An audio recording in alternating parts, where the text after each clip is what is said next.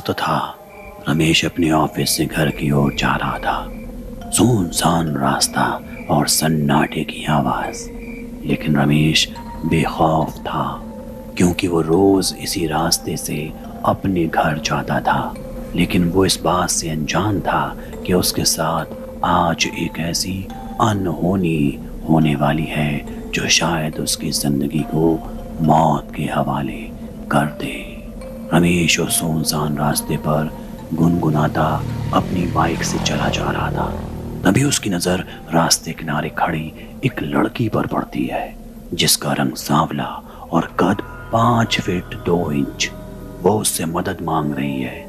रमेश का ध्यान अभी उसी पर था कि उसकी बाइक अचानक खुद ब खुद रुक जाती है, जैसे किसी ने ब्रेक्स लगा दिए हों। वो हैरत में अपनी बाइक के रुकने के बारे में सोचने लगता है। तभी मदद मांगती हुई लड़की बोलती है, मेरा नाम राधिका है, क्या तुम मुझे मेरे घर तक छोड़ सकते हो? उसकी आवाज से एक पल के लिए रमेश थोड़ा डर सा जाता है, क्योंकि उसके नाम बताने का तरीका आम इंसान जैसा नहीं था। इधर लड़की रमेश के मन को भाने लगती है और वो डर भूलकर उसकी मदद करने के लिए तैयार हो जाता है। वो बिना कुछ सोचे ही उसे अपनी बाइक पर बैठाकर चल देता है। बाइक सुनसान रास्ते पर चली जा रही थी और कुछ दूर ही पहुंचती है कि वो लड़की बाइक से अचानक गायब हो जाती है। रमेश को जैसे महसूस होता है कि लड़की उसकी बाइक पर नहीं है।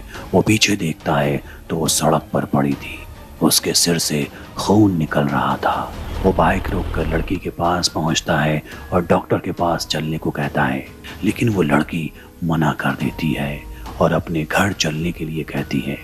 अब रमेश मना नहीं कर पाता। वो उसे बाइक पर बिठाकर उसके बताए रास्ते पर आगे बढ़ जाता है। रमेश की बाइक अब राधिका के घर के सामने थी। उसके घर पर कोई नहीं था और रमेश को उसका घर मानो भूत बंगला लग रहा था। रमेश डरता डरता उसके घर के दरवाजे पर पहुंचा और राधिका को छोड़कर चलने की बात कहता है, क्योंकि अब धीरे धीरे रात बढ़ रही थी। रात का अंधेरा और खंडहर जैसे घर की हालत अब रमेश के माथे पर डर को साफ जाहिर कर रही थी। तभी एक डरावनी सी आवाज आती है, आज रात तुम्हें मेरे साथ सोना होगा।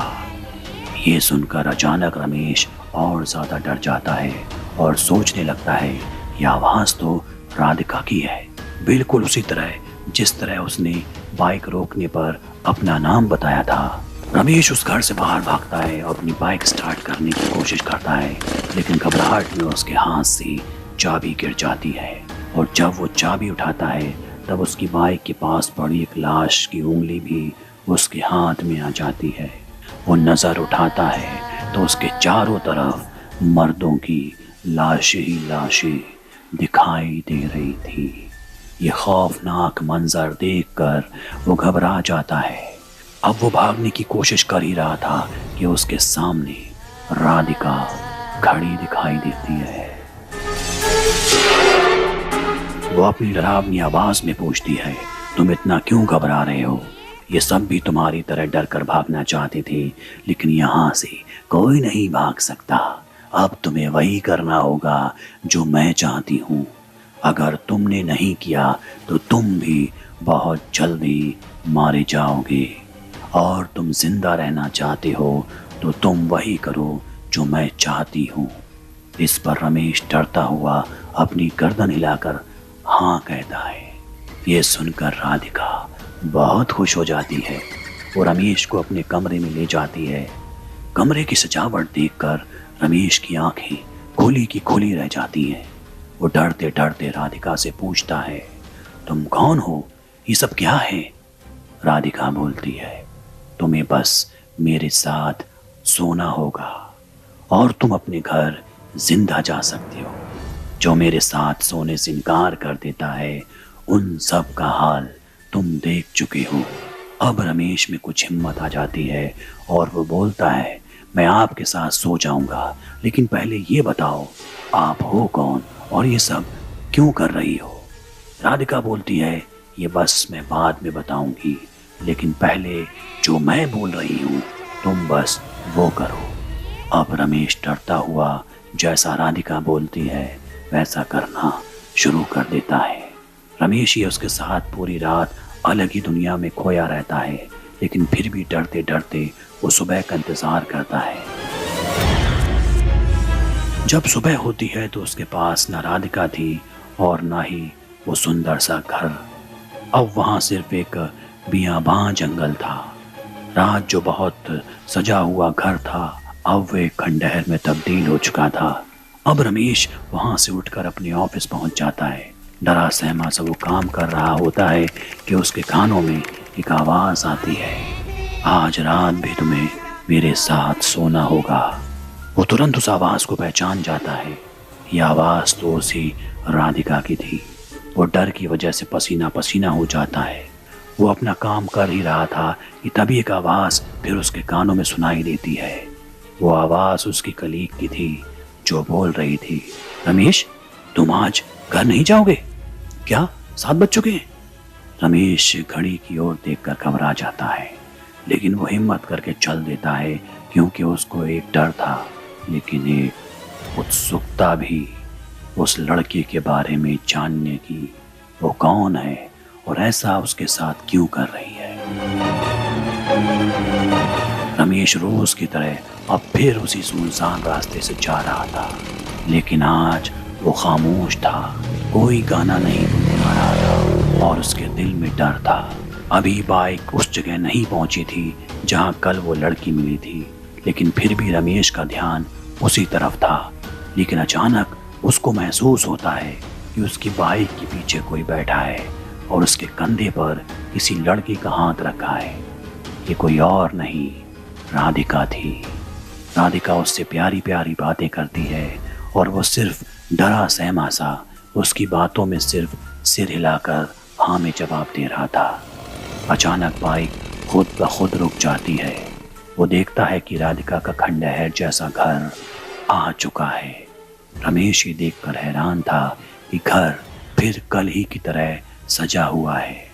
वो कुछ पूछ पाता इतने में राधिका उसको उसी कमरे में लेकर चली जाती है जिस कमरे में वो पूरी रात उसके साथ एक अलग दुनिया में था। अब राधिका का बर्ताव बिल्कुल बदल जाता है। वो रमेश के सामने फूट फूट कर रोने लगती है। रमेश उसके रोने से हैरान था। वो उसके हाथ को थाम कर पूछता है, राधिका बताओ आखिर बात क्या है और तुम हो कौन? फिर शुरू होती है राधिका की जिंदगी की वो दर्दनाक कहानी। राधिका बताती है कि मेरा असली नाम कविता है। मैं पास के गांव राजपुर की रहने वाली हूँ। मैं भी एक हंसती खेलती लड़की हुआ करती थी। मेरे पिता मुझे डॉक्टर बनाना चाहते थे और इसलिए उन्होंने मुझे शहर पढ़ने के लिए भेज दिया। करीब 10 साल पहले दिवाली के ठीक 4 दिन पहले पापा ने मुझे फ़ोन करके गांव आने को कहा ताकि त्योहार को सभी लोग साथ मिलकर मना सकें। मैं अगले दिन अपने कॉलेज को ख़त्म करके बस से गांव चल दी। रात हो चुकी थी।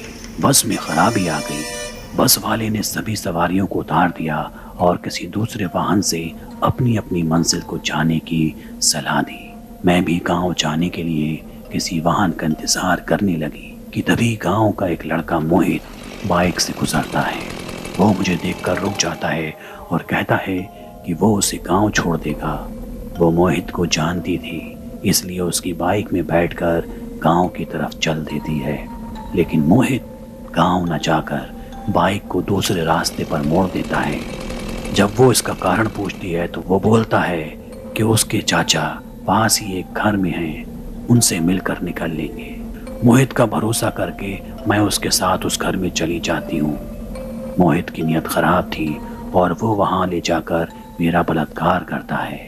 इसके बाद वो मुझे घर में बंद करके आग लगा देता है।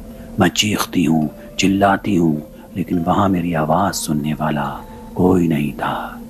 तब से मेरी आत्मा यहाँ सड़क पर घूमती है और नौजवान लड़कों से लिफ्ट मांगती है।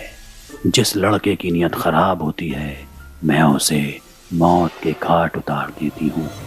आज तुम जिंदा हो उसकी वजह ये है कि तुमने मुझे बुरी नीयत से नहीं देखा।